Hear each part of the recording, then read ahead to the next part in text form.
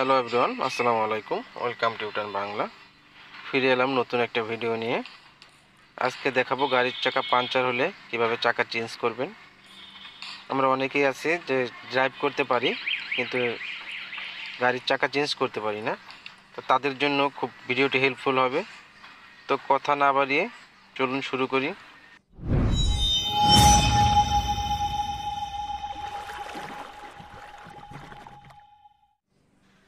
তো প্রথমেই দেখে নেব গাড়ির চাকা খোলার জন্য আপনাদের কি কি টুলসের প্রয়োজন হবে।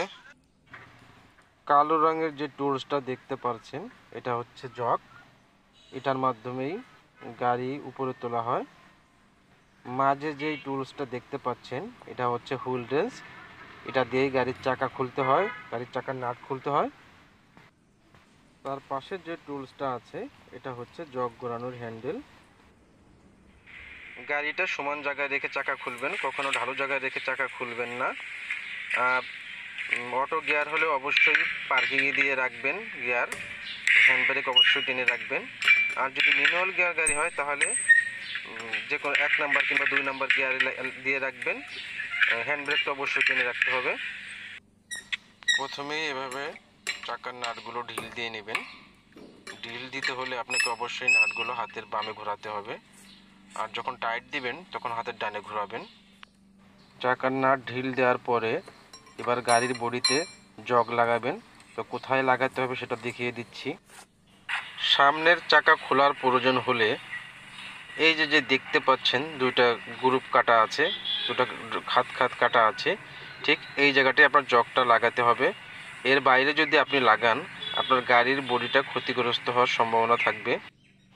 আর পিছনের চাকা খোলার প্রয়োজন হলে কোথায় জগ লাগাতে হবে সেটাও দেখিয়ে দিচ্ছি।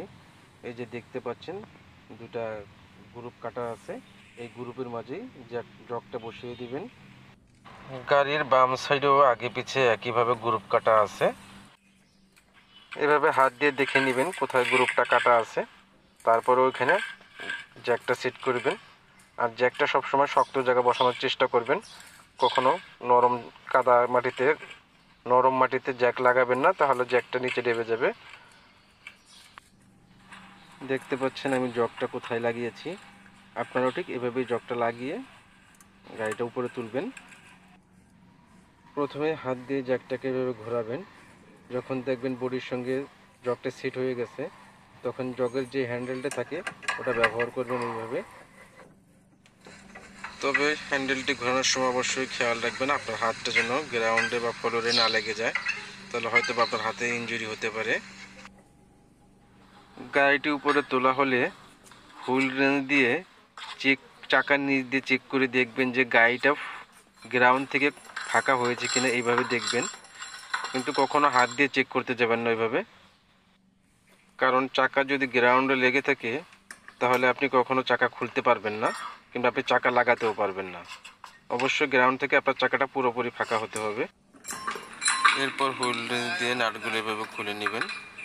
সবসময় একটা জিনিস মাথায় রাখবেন, চাকা খুলতে হলে নাটগুলো অবশ্যই হাতের বামে ঘোরাতে হবে। আর ভিডিওতে দেখানো কোথাও কোনো বিষয় যদি বুঝতে অসুবিধা হয় কমেন্টে জানাবেন। ভিডিওটি ভালো লাগলে বা আপনাদের উপকার হলে তাহলে একটি লাইক দিবেন।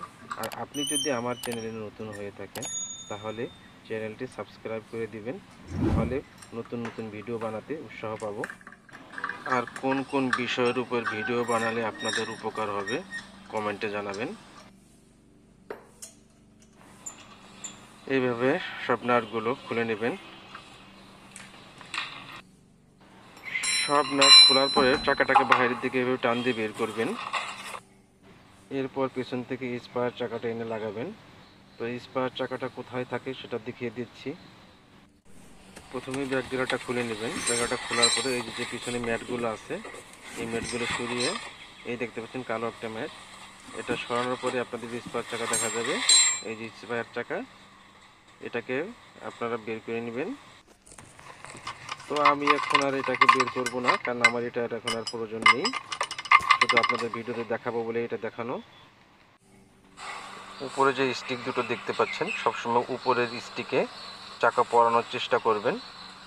দেখেন আমি কিভাবে চাকাগুলো পরাই। ধরে নিন এটাই আমাদের স্পেয়ার চাকা, যেহেতু আমার চাকাটা ভালো আছে, তাই আপনাদের শুধু ভিডিওতে দেখানোর জন্যই চাকাটা খুলেছি।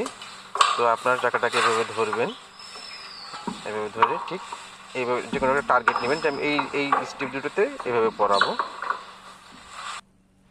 চাকাটি সেট হওয়ার পরে হাত দিয়ে এই নাটগুলো আস্তে আস্তে এভাবে লাগিয়ে দিন।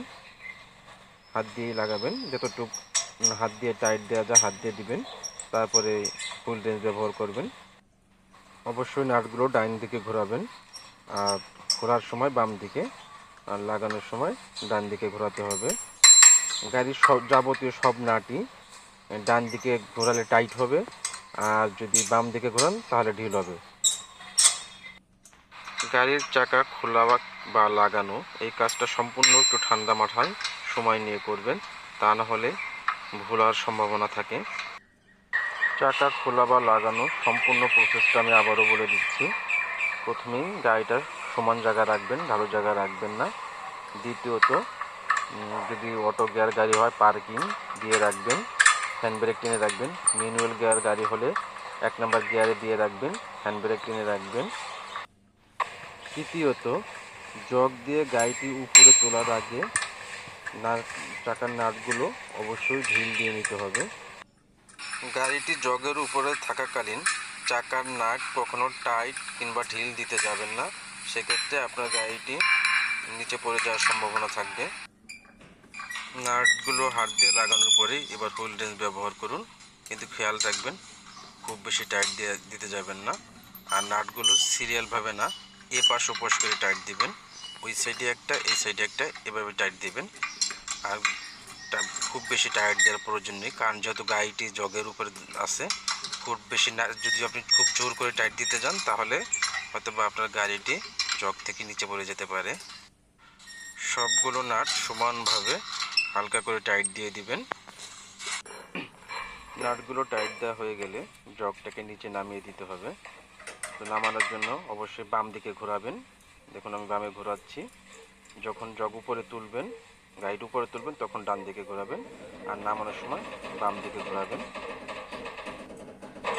জগ উঠানো কিংবা নামানোর সময় হ্যান্ডেল যখন ঘোরাবেন, ডান হাতটা একটু উঁচুতে রাখবেন, একদম গ্রাউন্ডে মিশিয়ে রাখবেন, ঘোরাবেন না মিশিয়ে রেখে, তাহলে কিন্তু আপনার হাত গ্রাউন্ডে ঘষা লেগে আপনার হাতে ইনজুরি হতে পারে। জগটা নামানো হয়ে গেলে জগটা সুন্দরভাবে পরিষ্কার করে রাখবেন, কারণ ধুলাবালু থাকলে আপনার জগটা জ্যাম হয়ে যাবে। পরবর্তীতে চাকা খুলতে গেলে আপনার খুব কষ্ট হবে, এটা ঘোরাতে পারবেন না। জগ নামানোর পরে ফুল রেঞ্জ দিয়ে সবগুলো নাট ভালোভাবে টাইট দিয়ে দিবেন। নাটগুলি এপাশ ওপাশ করে টাইট দিবেন, আর খেয়াল রাখবেন ফুল রেঞ্জটা সম্পূর্ণ ভিতরে দিতে, তা না হলে কিন্তু আপনার ফুল রেঞ্জ চাপ দেওয়ার সঙ্গে সঙ্গে স্লিপ করবে। এভাবে দেখুন আমি কিভাবে দিচ্ছি, এভাবে সিরিয়াল বাই সিরিয়াল এপাশ ওপাশ করে দিবেন।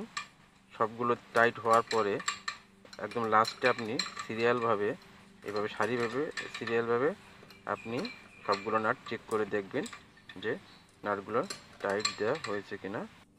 তো আজ এ পর্যন্তই, দেখা হবে অন্য কোনো ভিডিওতে। ভিডিওটি দেখার জন্য ধন্যবাদ। সবাই সুস্থ থাকুন, ভালো থাকুন, ইউটার্ন বাংলার সাথেই থাকুন।